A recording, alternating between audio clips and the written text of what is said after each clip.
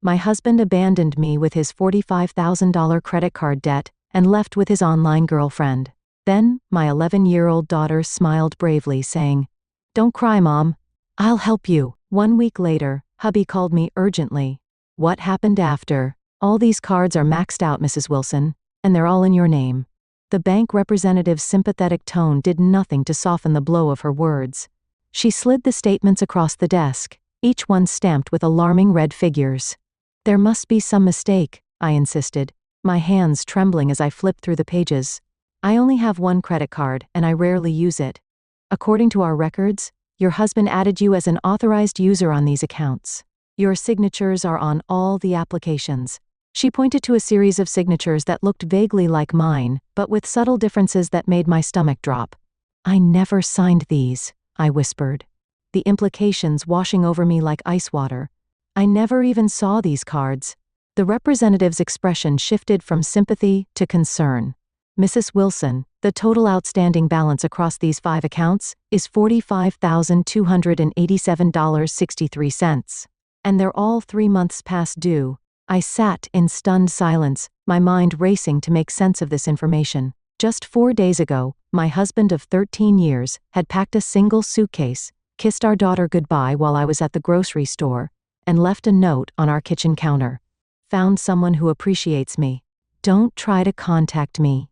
We'll call about divorce proceedings." Now, as the bank representative explained my limited options, debt consolidation, payment plans, possible bankruptcy, the full extent of James's betrayal began to take shape. He hadn't just abandoned our marriage.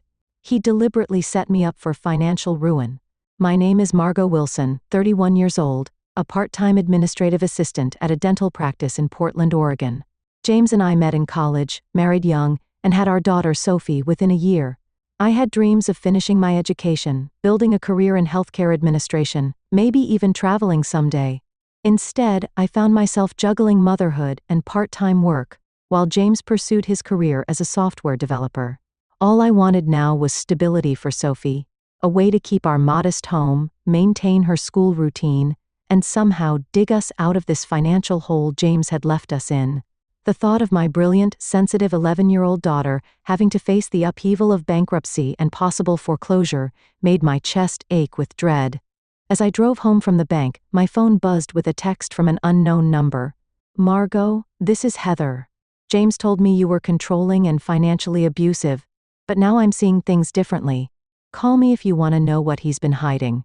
Heather, the name James had whispered in his sleep twice last month. The name I'd pretended not to hear, convincing myself it was nothing. The knot in my stomach tightened. Whatever James had been hiding, I suspected the credit card debt was just the beginning. When I met James during sophomore year of college, he seemed like everything I'd been looking for. Intelligent, ambitious, protective. My own childhood had been chaotic. Raised by a single mother who struggled with addiction, I'd grown up craving stability and security. James offered that along with what I interpreted as love.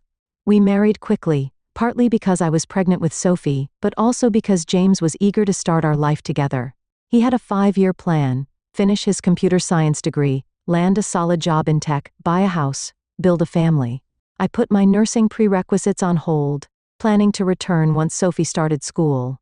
But James's protective nature slowly morphed into something more controlling.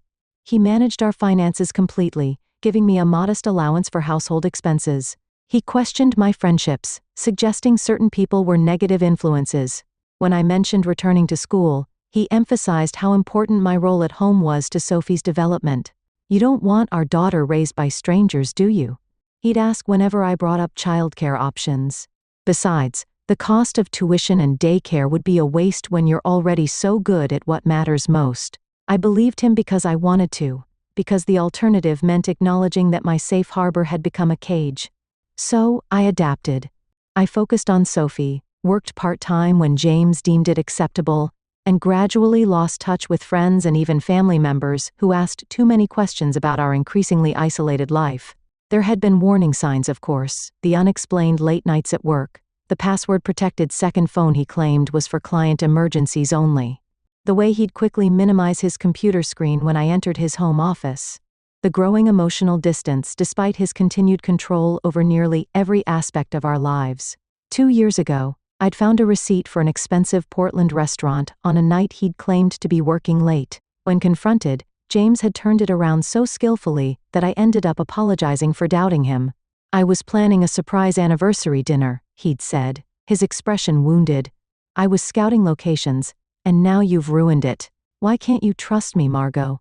I never saw that anniversary dinner. Instead, I received a bracelet ordered online, delivered to our door in a brown box. But I convinced myself it was my fault, that my suspicion had ruined his grand plans. I worked harder to be the wife and mother he wanted, silencing the small voice inside that whispered something was wrong.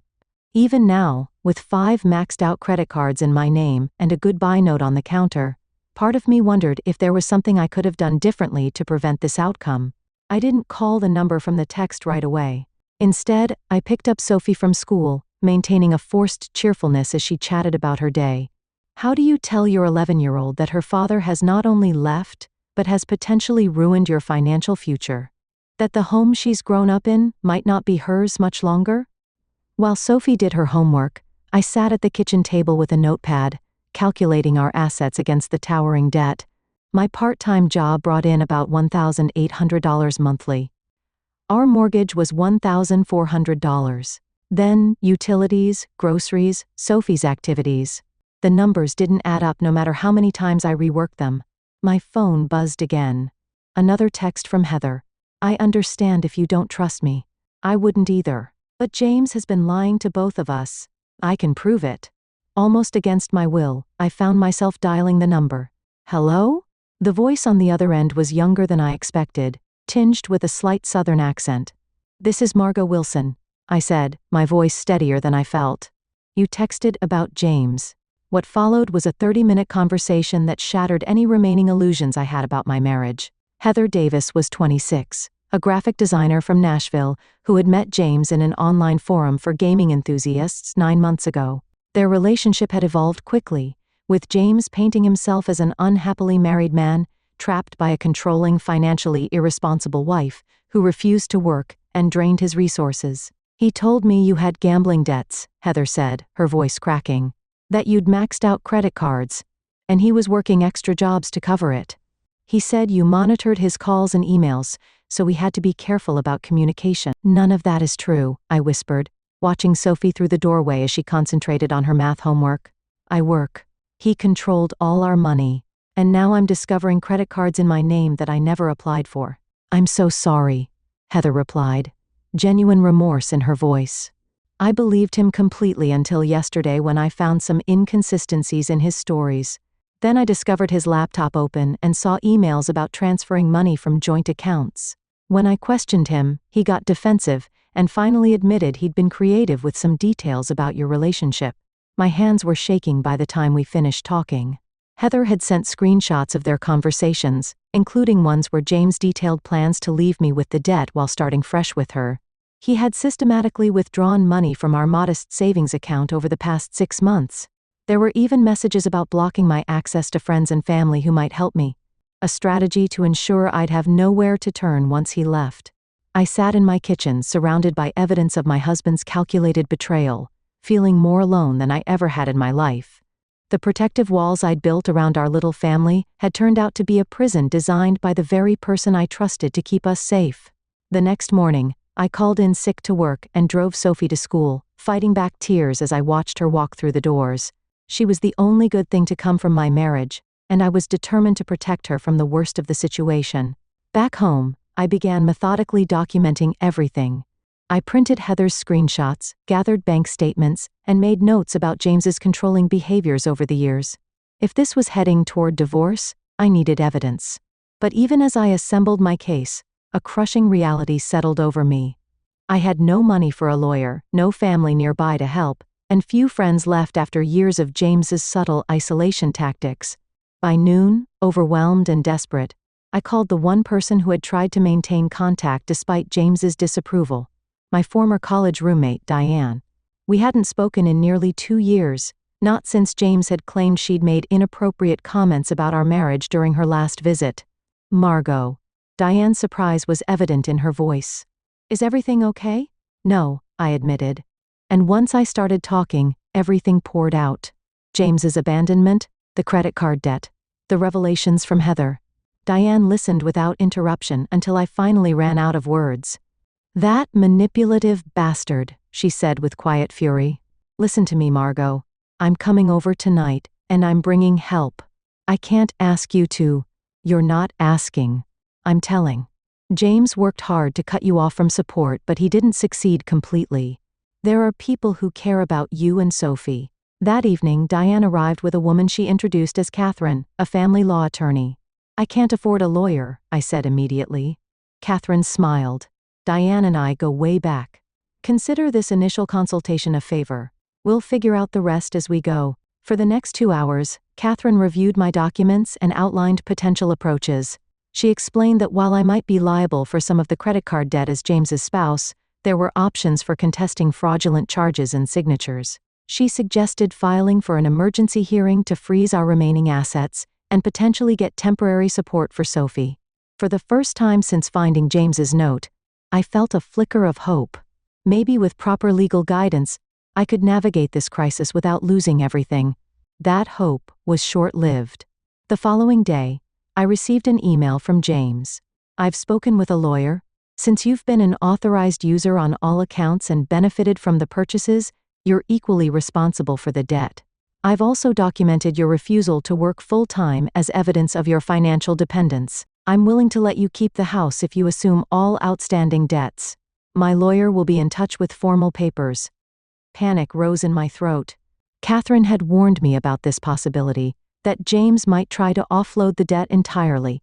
Without full-time income or assets, I couldn't possibly manage the mortgage plus $45,000 in credit card payments. I forwarded the email to Catherine, who called me immediately. "This is a scare tactic," she assured me. "He's hoping you'll panic and agree to unfavorable terms, but we need to move quickly." That night, after putting Sophie to bed, I sat down at my computer to gather more financial documentation. What I found sent ice through my veins. James hadn't just maxed out credit cards. He'd also taken a $30,000 home equity line of credit against our house 3 months ago. The money was gone, withdrawn in cash increments just small enough to avoid triggering automatic fraud alerts. Our modest home, the one thing I thought might provide stability for Sophie, was now leveraged to the hilt. And worse, the first large payment on the equity line was due in 2 weeks. "Mom, are you okay?" I quickly closed the computer browser, wiping tears from my cheeks before turning to face Sophie, who stood in the doorway of our little home office in her pajamas. "Just some grown-up stuff, sweetie. You should be in bed." Sophie approached cautiously, her expression far too serious for an 11-year-old. "It's about Dad, isn't it?" "And money?" I hesitated, torn between protecting her and being honest. "What makes you think that?"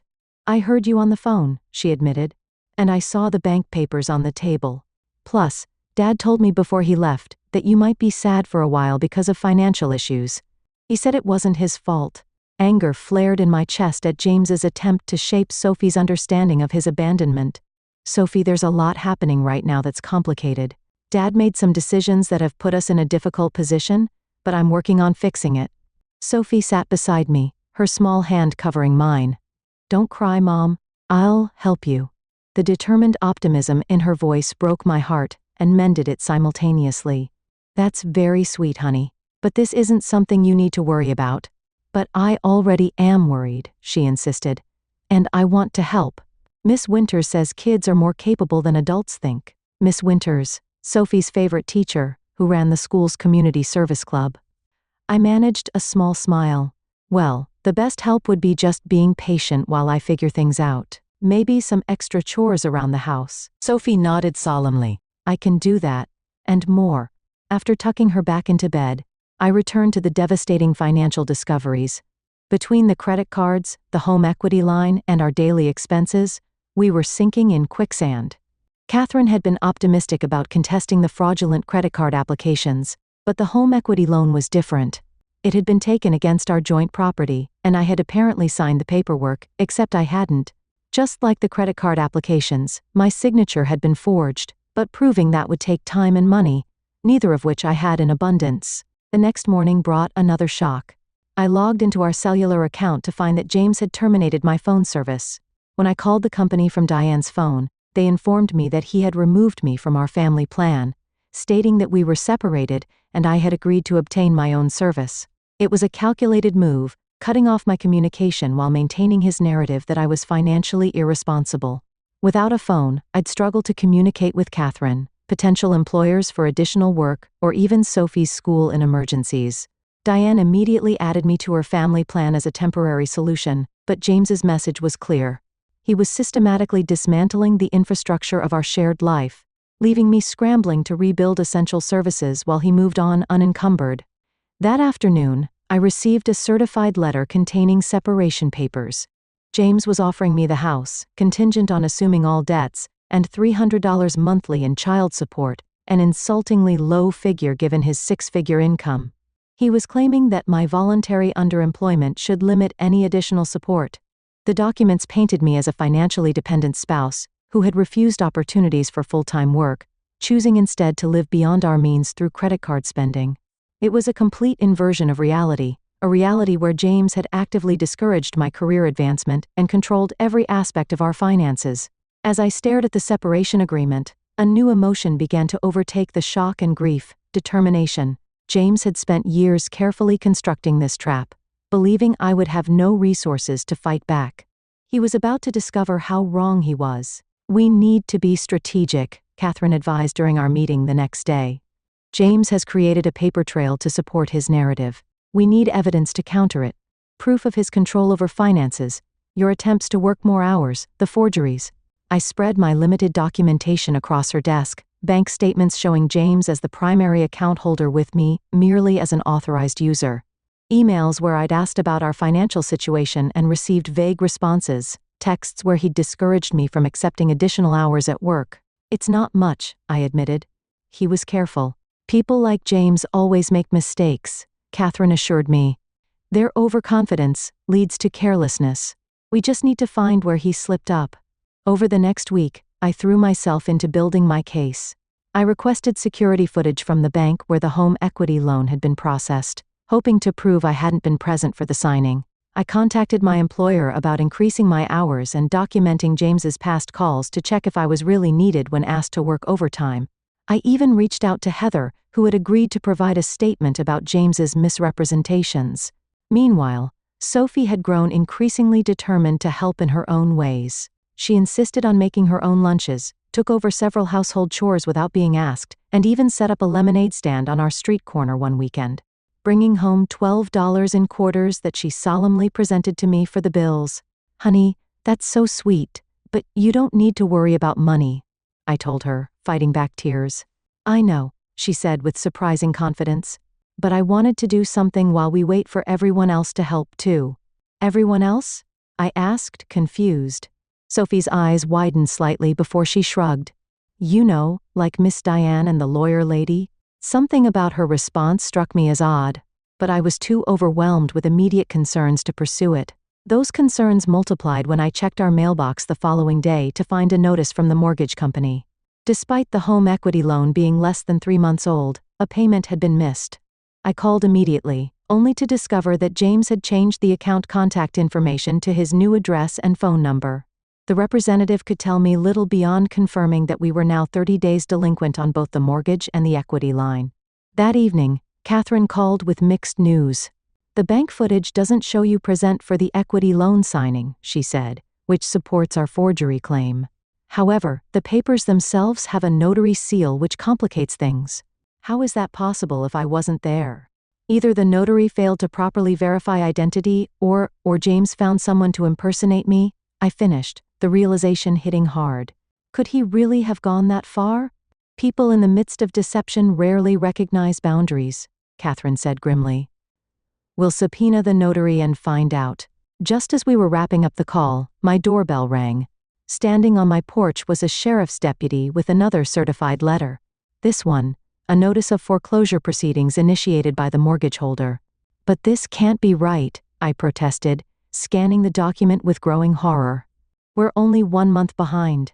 The notice cites violation of loan terms," the deputy pointed out, indicating a paragraph about material misrepresentation on the equity line application. As the deputy left, my phone buzzed with a text from an unknown number. Thought you were clever getting your girlfriend to contact my wife? Back off, or I'll make sure you and Sophie end up on the street by month's end. James had discovered my communication with Heather and was escalating his tactics, but he had made a critical error. He had explicitly threatened our daughter in writing.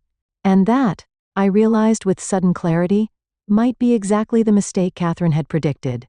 3 months after James walked out, my phone rang with a number I recognized instantly. "Margot, we need to talk," James said without preamble, his voice tense. "Things have gotten out of hand." "I'm listening," I replied calmly, signaling Sophie to continue her homework at the kitchen table while I stepped onto our front porch. "The bank is investigating the equity loan for fraud. My accounts are frozen. What did you do?" I smiled despite myself. "I didn't do anything, James. You did this." "Cut the innocent act," he snapped. "You've been trying to ruin me. Heather left because of your lies. The bank is talking about pressing charges. I need you to tell them this was a misunderstanding." "A misunderstanding like forging my signature, impersonating me to a notary, maxing out fraudulent credit cards in my name?" Each question was delivered evenly without the emotional tremor that would have been present just weeks before. James's tone shifted from accusatory to pleading. "Look, I made some bad decisions. I was stressed about money, about us, but I can't have fraud charges on my record. I'll lose my job, everything." "That's unfortunate," I acknowledged. "But as you've reminded me repeatedly, actions have consequences. For God's sake, Margot, what do you want from me?" "Nothing anymore," I replied truthfully. "But I think you should come by the house tonight at 7. There are some people you should meet." "What people? Is this some kind of trap?" "Not a trap, James. An education." I ended the call, then turned to find Sophie watching me through the window, giving me a thumbs up with a proud smile.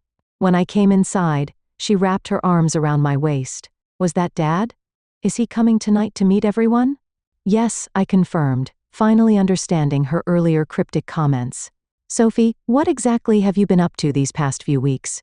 My daughter's smile widened into a grin that reminded me suddenly and powerfully of my own mother's determined expression when facing challenges. "I've been building our community circle just like Miss Winters taught us."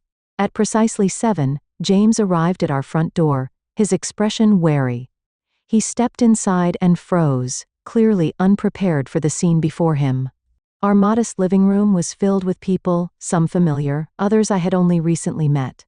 Diane sat beside Catherine on the sofa. My supervisor from the dental office stood near the fireplace, chatting with 2 other dental assistants. Sophie's teacher, Miss Winters, was arranging refreshments on the dining table with help from 3 mothers from Sophie's school. My elderly neighbor, Mr. Patel, sat in an armchair while his wife handed out coffee cups. Even Heather was there, having flown in from Nashville specifically for this moment. "What is this?" James asked, his voice barely above a whisper. Sophie stepped forward, a sheet of paper in her hands. "It's our community circle, Dad. When you left, I knew Mom would need help, so I made a list of everyone who might care about us." She handed him the paper, a meticulously drawn map of connections, with Sophie and me at the center, radiating outward to dozens of names, neighbors, teachers, parents of Sophie's friends, my coworkers, even distant family members James had discouraged me from contacting. "You isolated Mom from her friends, but you forgot about my friends," Sophie explained with disarming directness. "And their parents, and my teachers, and our neighbors." James looked around the room, recognition dawning as he realized these weren't just random supporters. They were witnesses to his deceptions and contributors to our recovery. Diane had helped me secure a full-time position with benefits at another dental practice. Catherine had worked pro bono to document the fraud and negotiate with creditors. Miss Winters had organized a support network of school families who provided meals, childcare, and emotional support. Mr. Patel, a retired accountant, had been helping me rebuild my credit and create a sustainable budget.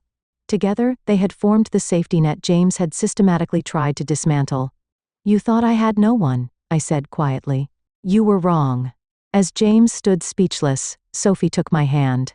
"See, Mom? I told you I would help." And she had, more profoundly than she could possibly understand.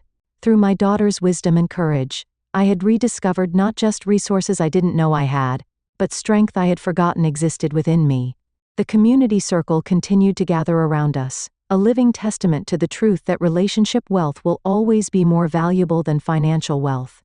And as I watched James retreat, diminished by the realization of what he had lost, I felt not triumph but gratitude for my remarkable daughter, for our rebuilt connections, and for the opportunity to begin again, surrounded by people who truly cared.